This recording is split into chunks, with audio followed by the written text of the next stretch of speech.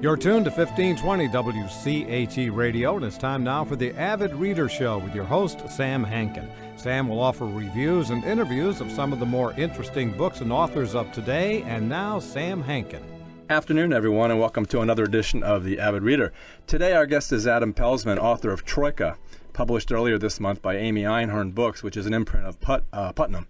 This is Adam's first novel, but he's also a software engineer, an attorney, a private investigator. He studied Russian literature here at Penn, and his law degree is from UCLA. Welcome, Adam. Thanks for being here with us today. Thanks, Sam. Thanks for having me. All right, let me ask you this. Are you Julian, or do you just want to be Julian? Good question. Some people have asked me that.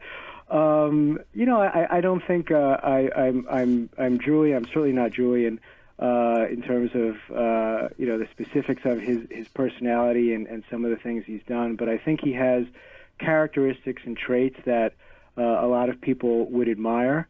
And I think that he's a character that when people see how he sort of walks through life, he can be sort of an inspiring type of character in terms of his discipline, in terms of his loyalty to the people whom he loves, and in terms of his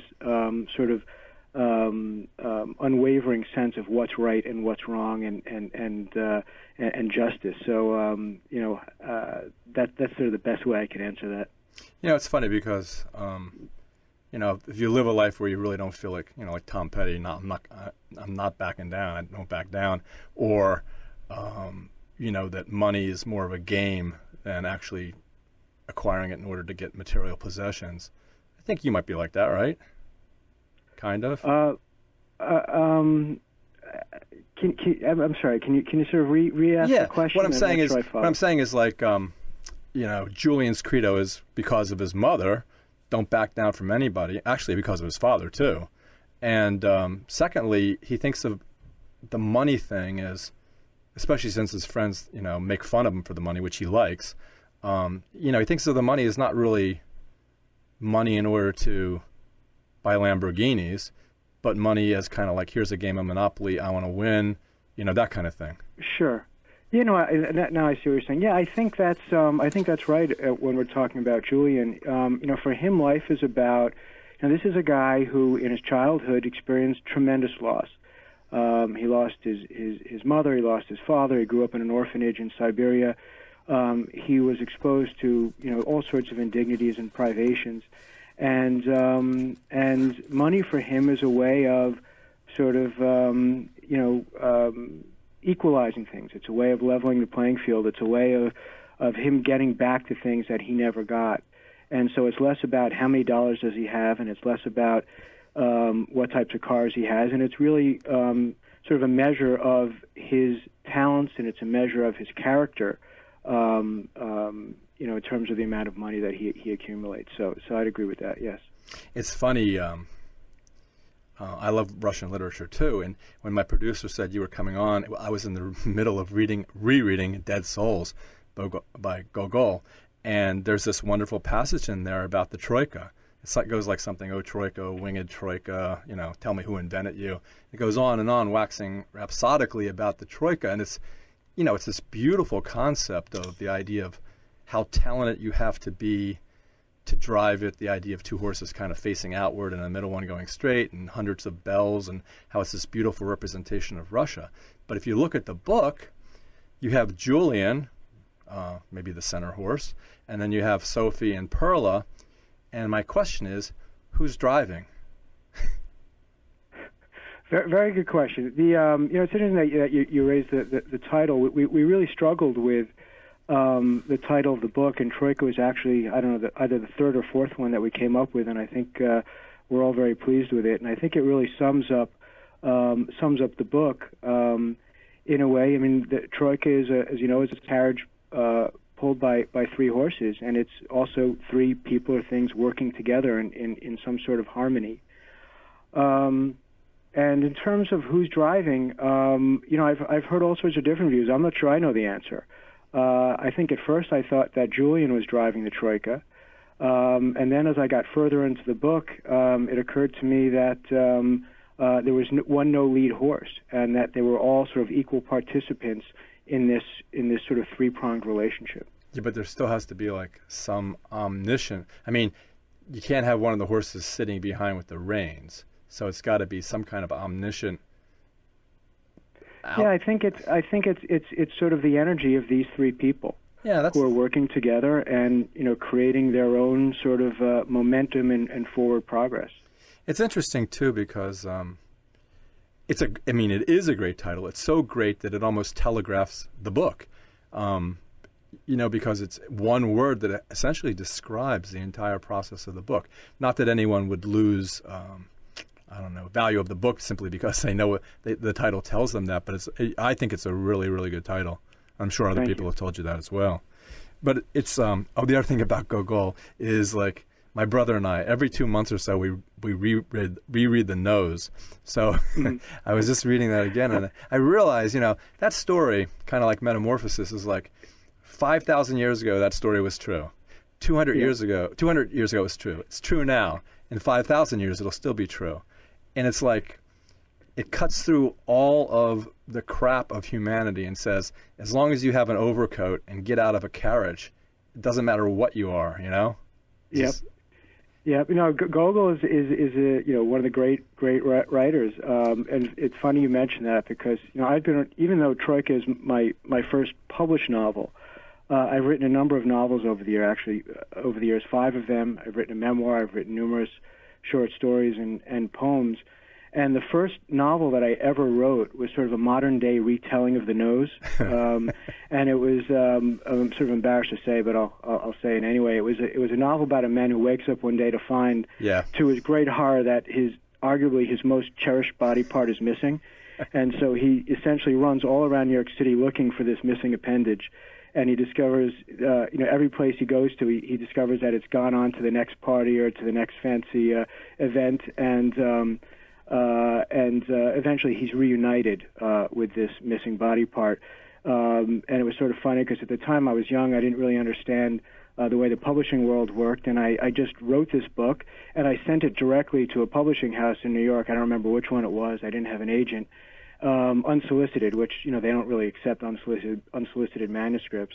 And, of course, they sent it back a couple weeks later, which is very kind of them, rejecting it. But it's funny that you mentioned that because that was actually my very first novel. It's funny because, with Metamorphosis, which, to me is like the greatest opening line in literature, except I like when it's a cockroach. I don't like when they turn it into vermin or insect. I like the idea of a cockroach. But anyway, so there's this book called The Half-Life of Gregor Samsa. It's called Insect Dreams is the subtitle. And it's as if the charwoman doesn't sweep him into the ash can, but he's still alive. And he leaves and he joins the circus as like, this freak show thing. And then he ends up hanging out with Roosevelt and being around with the atomic bomb. It's a really good book. I would highly recommend it.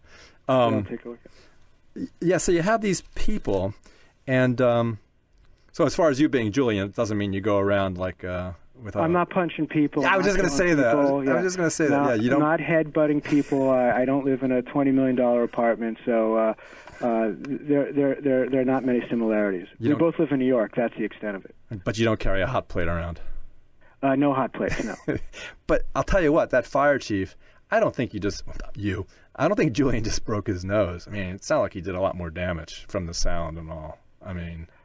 Yeah, I think so. I sort of envisioned him, this is a scene where he attacked someone who deserved to be attacked, and he headbutted him, and he probably broke his nose, probably shattered his cheekbone. He probably did a lot of damage. It's funny. It's good the way you, Julian sets himself up to do those kinds of things. He and it's something he has to learn how to control, I guess. But the way he sets himself up with Sophie, understanding her story, recognizing of a sudden what he has to do, and then right before he does headbutt him, he assumes this posture. And the posture, it's almost like a Zen kind of thing, you know what I mean? It's like he assumes this posture right before he does the act. And you set that up really nicely. I like that a lot. Thank you. Yeah, no, there's a certain stillness to him. He's an angry man.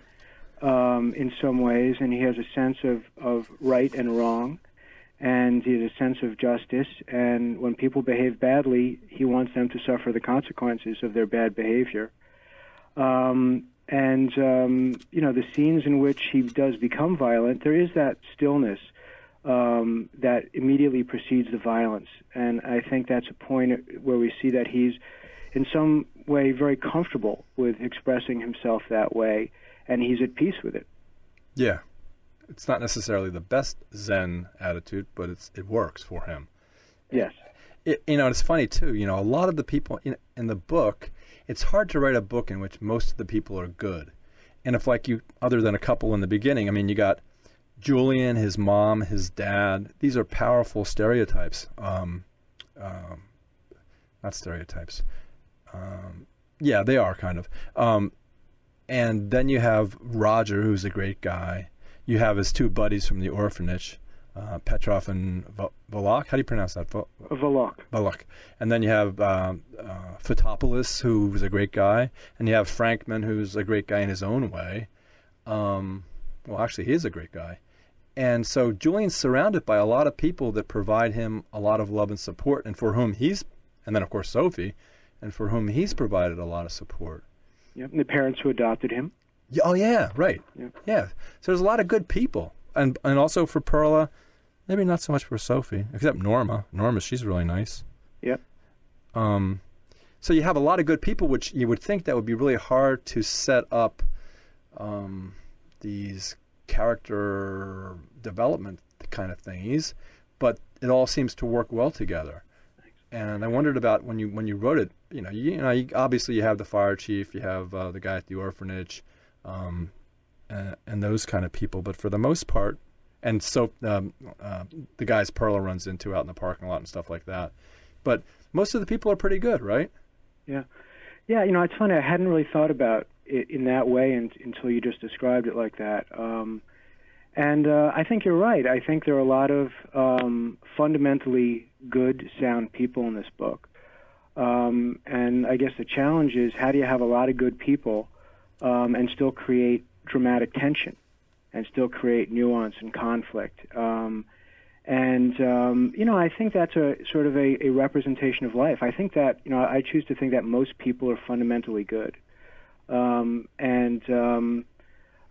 used to be a private investigator years ago, and I would do background checks on people. And people would always ask me, "Would you find really scandalous things about the people you're investigating?" And the answer was usually no. The vast majority of the people that I did background checks on, at least in terms of the records that we checked, hadn't done anything wrong. And there were a few people, maybe 5% that had things in their backgrounds that would cause you some concern. But I think that people are fundamentally good. And I think for me the challenge in this book was, how do you take really good people and create tension and conflict? And I think you do that through their natural sort of interior lives, through their evolution, from facing adversity, overcoming adversity, being compassionate, forgiveness. So I think there are sort of subtle tensions that are internal to a person that can sort of replace the obvious good versus evil type of dynamic that you see in a lot of books. Yeah, it would be hard selling this as a TV show unless you did like flashbacks to the beginning, which the book does essentially. Yeah, because it's like writing good news for a newspaper article. It's tough to sell that. But what was I going to ask you? Well, it's like, I know what I was going to ask you. It was really funny because every time I hear half the distance to the goal line, I always think of Zeno's paradox. Because half the distance to the goal line. Yes, that's exactly his paradox. But and I love all of Zeno's paradoxes, the arrow in flight and all those things. But where did that come from? How did that come into your head? That actually came. It's funny how this story came together. There are certain writers, and God bless them. They know before they write their first word exactly what they're going to write. They list all their characters. They list the character traits. They map out the plot. They know what themes they're going to explore, and it's essentially entirely written, at least in their heads and on a piece of paper, before they get down to the business of writing. And my process is very different than that. I usually start with a character who I find compelling, and I just sort of let those characters take me where they go. And very often what I'll do is I'll start work on either a story or a book, and it won't go anywhere, but I'll have a character that I love. And then I'll start another story or another book, and that won't go where I want it to go, but there'll be a character that I love. And in this particular case, I started a book in which Perla, the stripper, was one of the characters, and she was telling her story from the first person. And then I wrote a short story about a young boy in a Siberian orphanage. That was sort of an independent, sort of standalone type of story. And then one day I had this idea. I thought, just sort of the way you might do when you're setting up a couple of single friends on a date, I thought, what would happen if I took Perla from this strip club, who was born in Cuba and moved to Miami, and I introduced her to this man, Julian, who grew up in a Siberian orphanage and moved to the States. What would that relationship look like? And that's sort of the genesis of the book. In terms of Zeno's paradox, that was actually originally from another short story that I wrote that was describing how you can have one person who is viewed differently by many different people. So some people think that person is a saint. Other people think that person is a sinner. Some people think he's kind. Some people think he's brutal, cheap, generous, whatever it is. And how there are different interpretations of a single human being. And so that Zeno's paradox story originally started out in which one of the opposing players in this football scene was describing how he despised Julian for pulling the stunt. I won't go into too much of the stunt because it'll give it away, but the stunt that cost this opposing player's team the game, and how he disliked Julian. And then the other perspective was told from Roger, the player whom he helped out, whom Julian helped out and helped them win the team, and how much he loved Julian. So you had one set of facts, which is Julian doing something really crazy in a football game that won his team the game, interpreted by two people very differently. And so that was the basis for that chapter. You know, it's funny because, well, actually, speaking of Russians again, if you look at Ayn Rand's books, you know, they're always this compelling narrative. And like here, where I'll never forget the names Paralyzed, Sophie, and Julian, you know, I'll remember Ellsworth Toohey and Peter Fallow and John Galt and Hank Reardon. You know, I read these when I was like 12 or 15, but I'll never forget those names. And I think that's the mark of a good book, by the way, too. But in those books, there's always a component that she enters, sometimes a little bit too much, of philosophical musing about the state of... And Julian's almost like someone in one of her books. Actually, he's very much like someone in one of her books. But this is what happens. I just go, you know, I have no idea what I was talking about. But I think what I was going to say was if you know, Ayn Rand wrote one of these books, it's very similar to that human struggle, you know, between selfishness and selflessness, you know, and helping people, but at the same time only helping people if they're willing to help themselves as well. And Sophie, the philosophical part is, when she has these interior monologues, she's kind of expressing what you just said about Zeno's paradox. You know, how you can approach something from one point of view, and then she talks about rewiring the brain so that the other point of view all of a sudden becomes paramount. You know what I mean? And so Sophie, maybe Sophie's the driver. She is in some ways because she plans certain things to test Perla and Julian. She, you know, I guess you could say that. I mean, Sophie in some ways is the most pragmatic of the three of them. She's arguably the most intelligent of the three of them. I think they're all very smart characters in their own ways, but I think she has a level of intelligence that allows her to see realities that other people can't see. And she's essentially the person who puts in motion sort of a path, a pattern of events that brings these three folks together. Yeah, you're right. I mean, she's kind of the driver. If it wasn't for her, it wouldn't happen.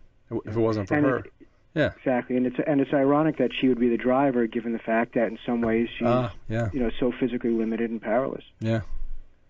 And the way you describe the enervation of the other aspects of your body and mind, due to a limitation was really well done too. And yeah, they're all very sympathetic people. And as far as her being intelligent, wouldn't you rather, like in tennis, wouldn't you rather play up? Would you rather play someone better than you than someone worse? You learn so much more. Yep. And I think Julian recognized that in terms of marrying someone who might have been more intelligent than him. I think it's a much... Go ahead. Yeah, sorry. No, he's that's exactly right. He's a strong, powerful character who, in his business life, is feared, and physically, he's feared. But he is he has such respect for his wife, not just in terms of her character, but in terms of her intelligence and her struggles, that she's really the one person in life to whom he submits, to whom he defers.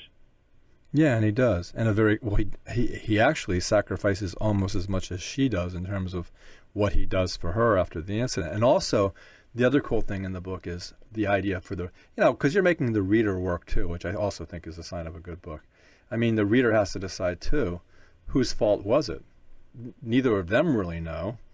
They talk about aspects of it, and Julian's, just because he is who he is going to blame himself. But, the reader has to decide, well, whose fault is this tragedy that kind of is the pivotal aspect of the book?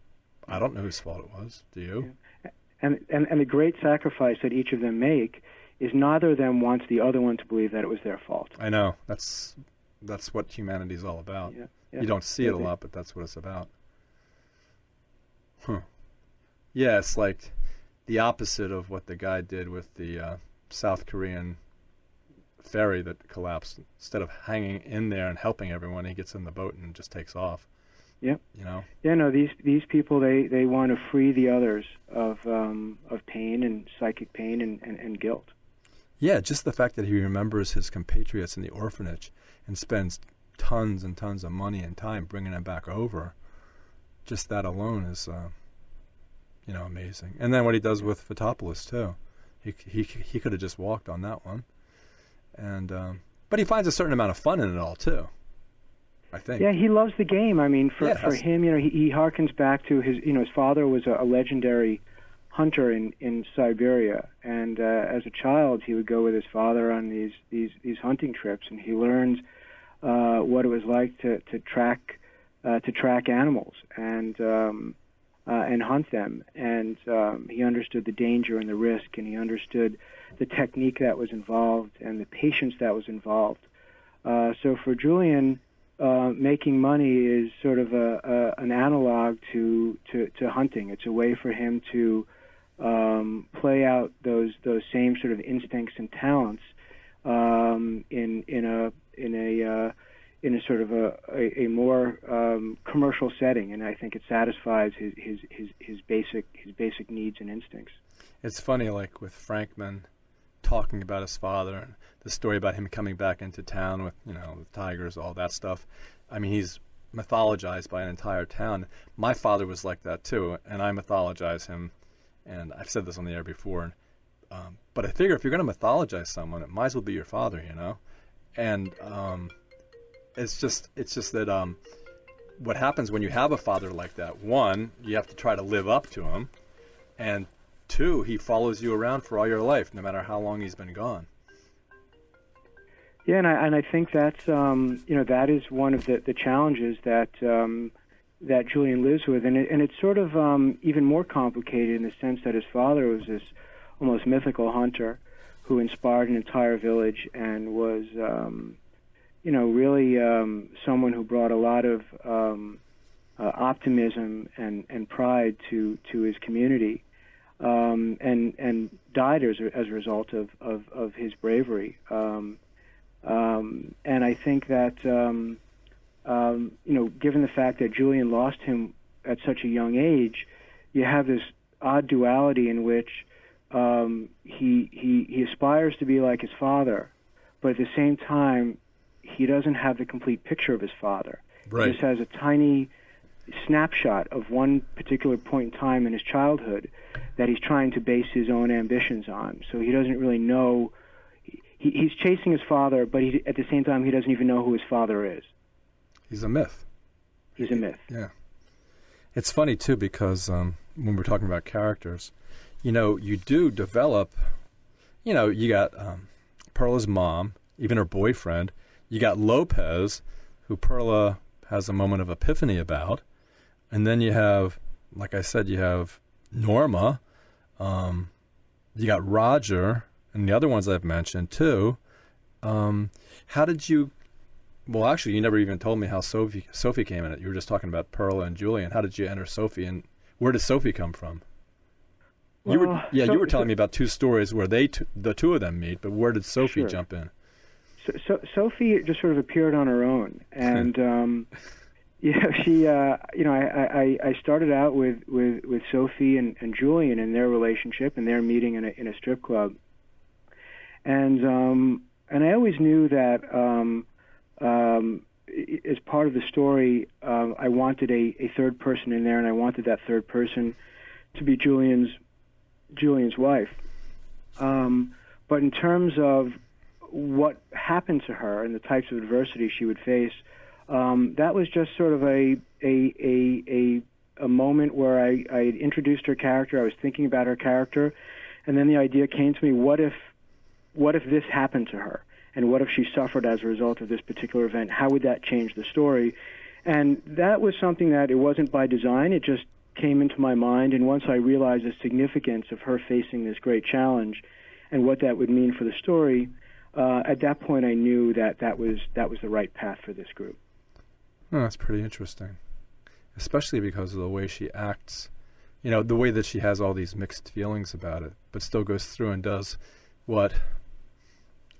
I don't know what but maybe some readers would not think. What I think is, the angelic thing to do. Other people might think it was either stupid or ill thought out. But and that's why it'll be a good book club book too. Plus, women will love it. Oh, and they'll love your picture on the jacket, because everyone's going, "Wow, that guy's so hot," Because I showed the jacket to everyone, and they're all saying.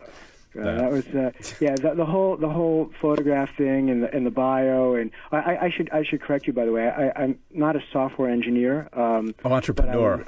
But I was part of a group that founded a software company back in around 2000. Developed technology for the commercial insurance industry. So I was not the guy actually writing the code, but I was one of the people coming up with the idea and helping build the business. Well, even now, and you are very modest about it, but I looked, obviously I'm Googling the people I'm talking to, but you got, your private equity company, CAI, you got Wide Lines, so you are kind of like Julian in a way, right?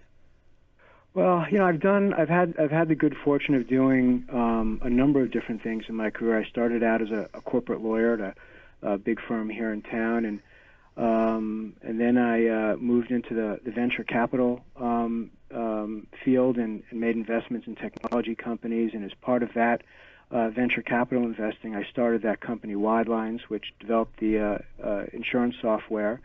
And I've been working for years in the field of private equity, which is financial investing. So I've had the benefit of doing things in a lot of different areas. And as I mentioned, of course, earlier, I had a private investigative firm for about 5 years, and that was quite interesting as well. So how do you have the time to write 5 novels, especially this one?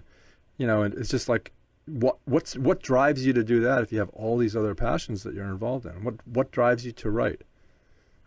I just difficult to say. It's always been something that I've wanted to do.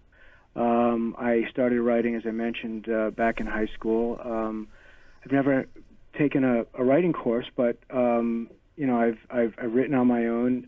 It was something that I did for many years in privacy. When a lot of my friends and family members found out that this book was being published, they were shocked because they had no idea that I'd even been writing. So I'd written for years, and I'd kept it to myself. I made some attempts at getting published. My agent actually lives in my building. She lives in the apartment above me. Mm-hmm. For years now, before this book, when I'd see her in the elevator and I completed a book, I would shove the manuscript in her hands and And we never got a whole lot of traction. What I wrote was good, getting better, but never the quality that I was looking for and that she was looking for. But it's something that I do because I feel like I have a story to tell, and I feel like I have a perspective that people might relate to. And so it's also a nice sort of counterbalance to the work that I'm in. I work in the field of finance now, and I work with a lot of numbers on a daily basis. It's very quantitative in some ways, and so being able to express my ideas and thoughts and emotions and views in the written word is almost like therapy for me. It is tough to find time to write, though. So I try to find time to write nights and weekends, but unfortunately I could go sometimes weeks without writing a single sentence just because I'm busy with other things and I just don't have the time to do it. So I sort of pick my spots, and when I do start to write, it tends to come out in bursts. So the first draft of this book, it took me about six months or so, 7 months of writing on nights and weekends. And, I'd sit down and I might write for 5 or 6 hours, maybe get up off the chair once or twice during that stretch. But I go through periods where I'm incredibly productive, and then I might put it down for a month and then pick it up and start over again. So that's my process is sort of structured in a way that I can fit in with my work life.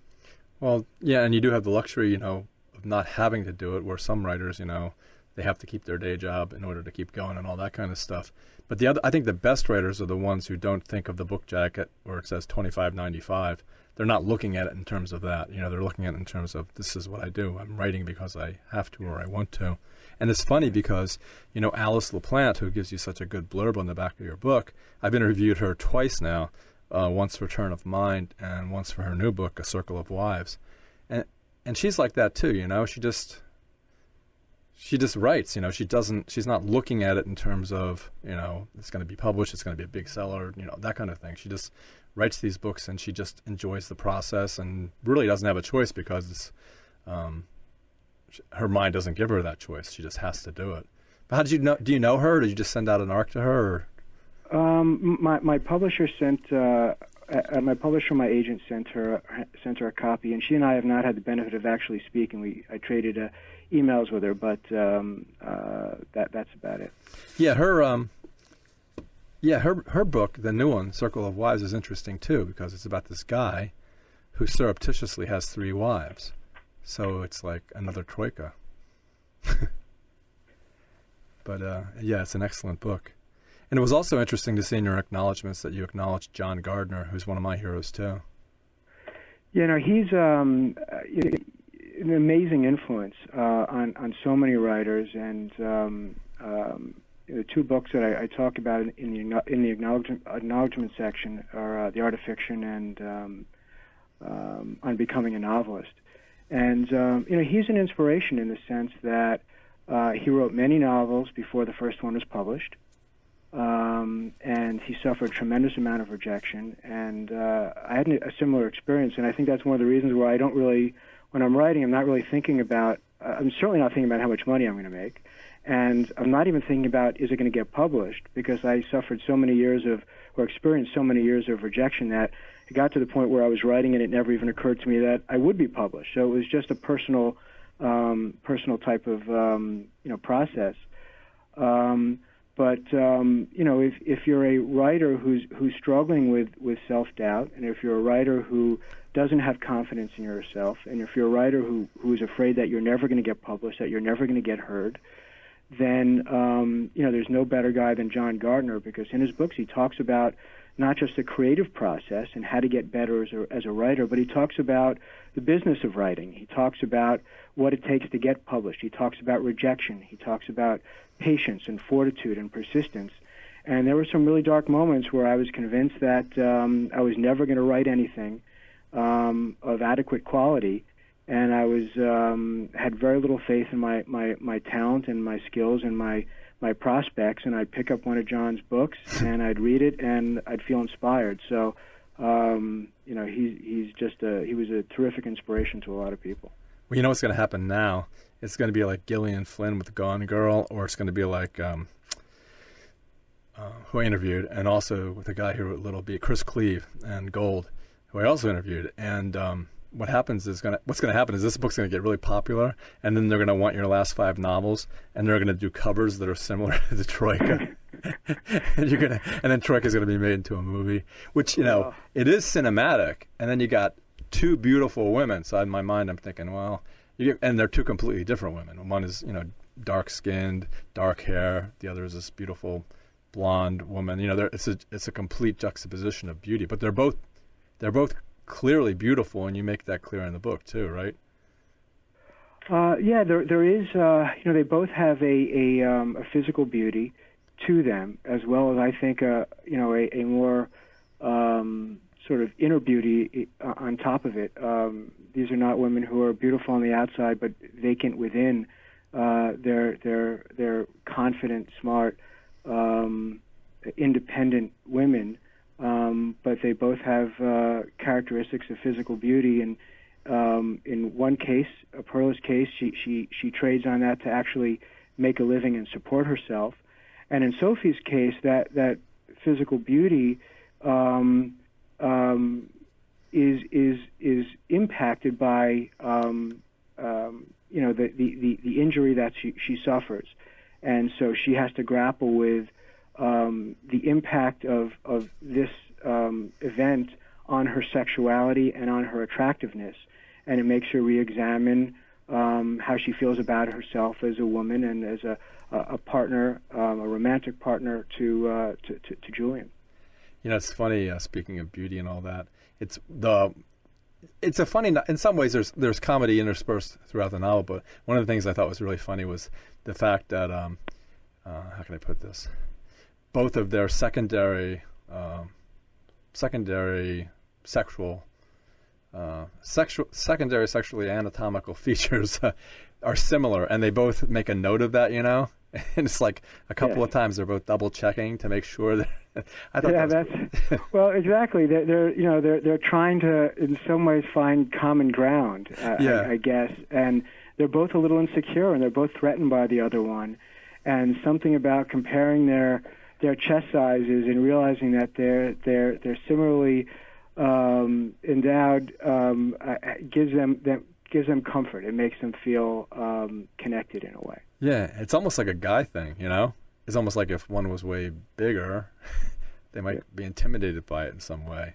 Especially since she thought, oh, she's a stripper, so, she thought it would be something else. But that was and how do you feel about it? Do you feel like there was a comic aspect to the novel in any sense? Did you felt there was this lighthearted, humorous aspect of any part of it? Because I did, but I couldn't quantify why.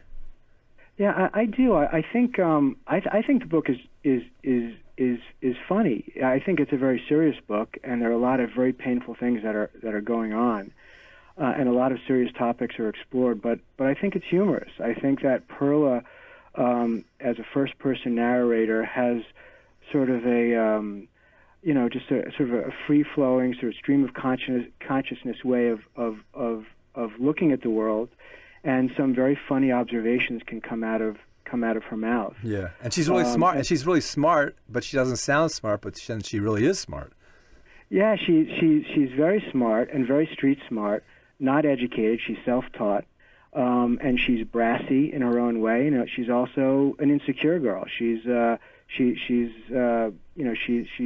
a lot of sort of paradoxical qualities about her, and I think she's a very funny character. Oh, yeah, and I forgot the parrot guy. He's another wonderful guy. What was his name? Lopez. Yeah, Lopez, another great guy. Yeah, and he was based on there are these Indians in the south of Colombia who wear these how do you describe them? These sort of wool overcoats, and they wear bowler hats. Yeah, I've seen them. And they walk around the Andes Mountains, and that's where they live. And how did that happen? Pepe, by the way, is his name. He was sort of like a he was sort of a character that you might find in a Carlos Castaneda. Gabriel Garcia Marquez book. There was something sort of magical about him. Yeah, and she actually references Gabriel Garcia Marquez. That's how smart she is, I think. Right? That's right. That's right. She talks about Cartagena, and she says, is it possible to imagine a place more beautiful to fall in love? And so she talks about Gabriel Garcia Marquez, and her father was a self-taught intellect. So that's where she got it from. And it's funny because Gabriel Garcia Marquez just died, and I have this Colombian friend who was bereft, and I just sent her. I didn't send her the book, but I sent her. I violated your copyright. I sent her like 2 pages just about that cardinate, about him and about Colombia and about how beautiful it must be, and she loved it.